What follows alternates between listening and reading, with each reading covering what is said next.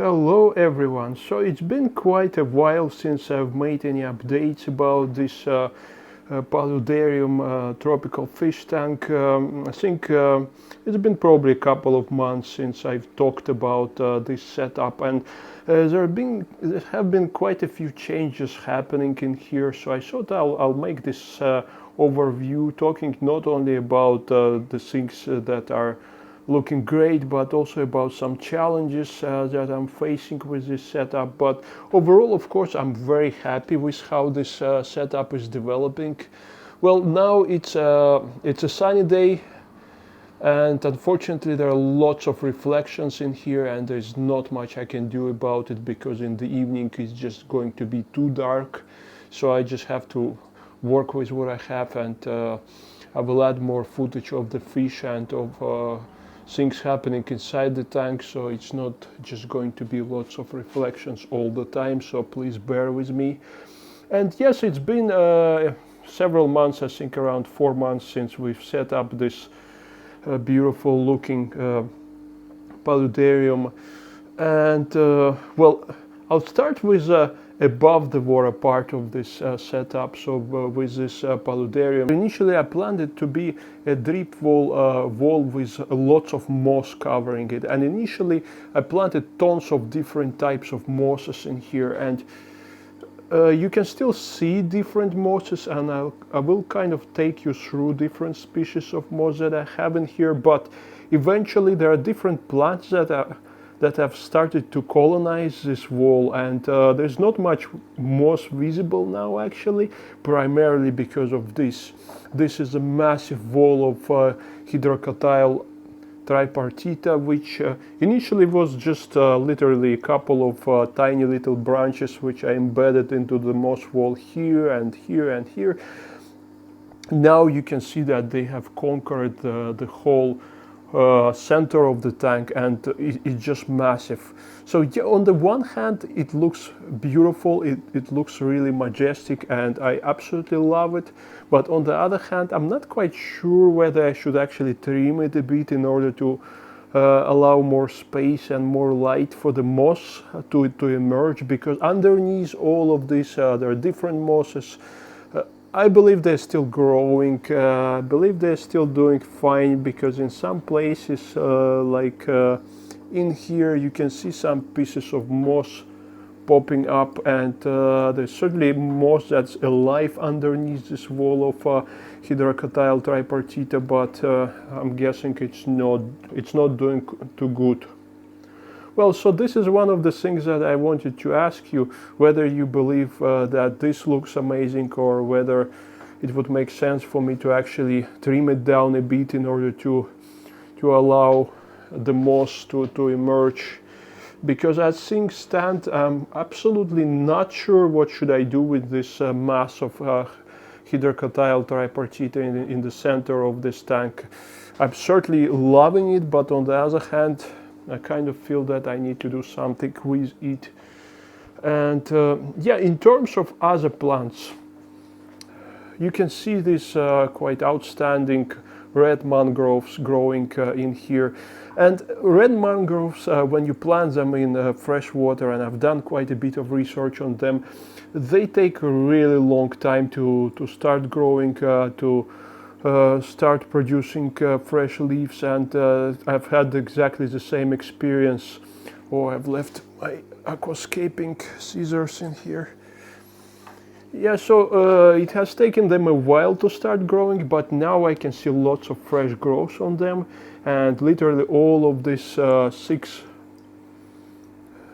branches of red mangroves, they're doing well.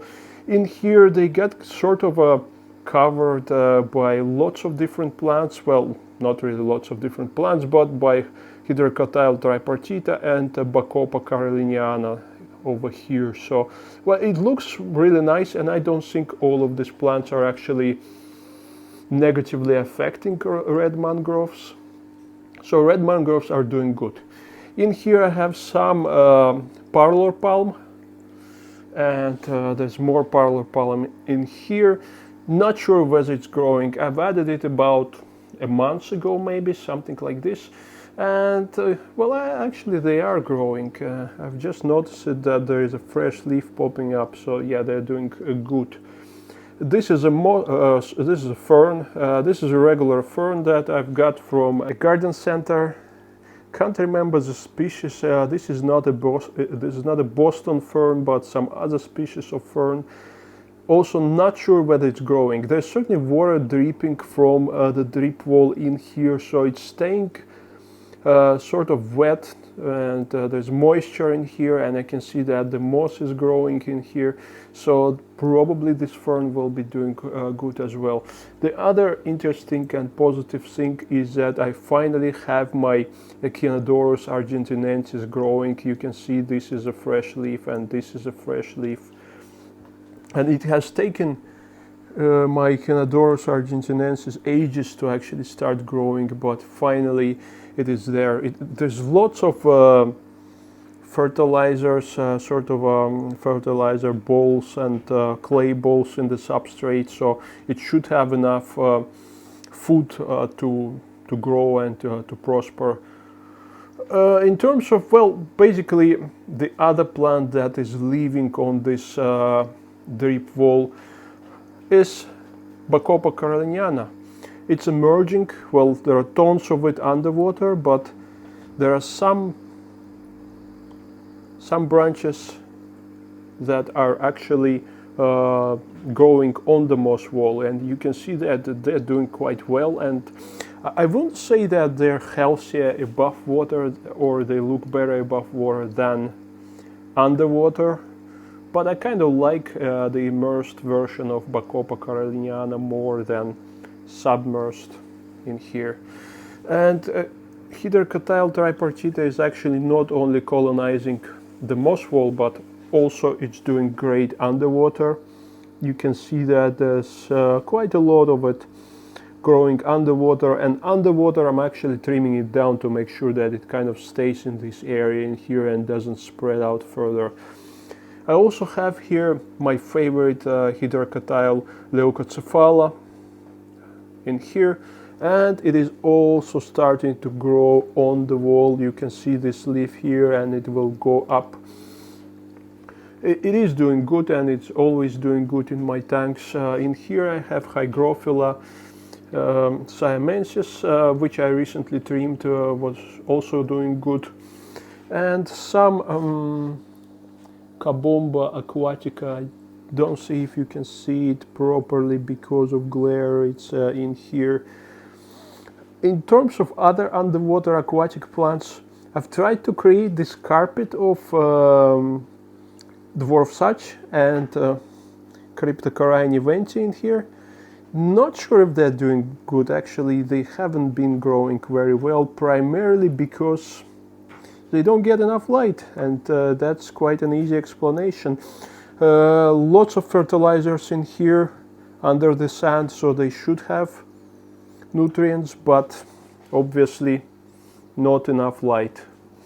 In here I have quite a beautiful tiger lotus lily. I don't remember, well, it's a Nymphaea species.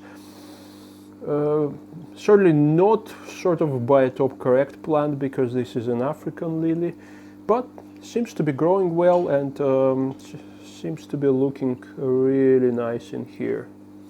It's a dark corner, but there's some light that comes from the window sunlight, and I guess that's what keeps it alive. And we have quite a lot of sunlight right now.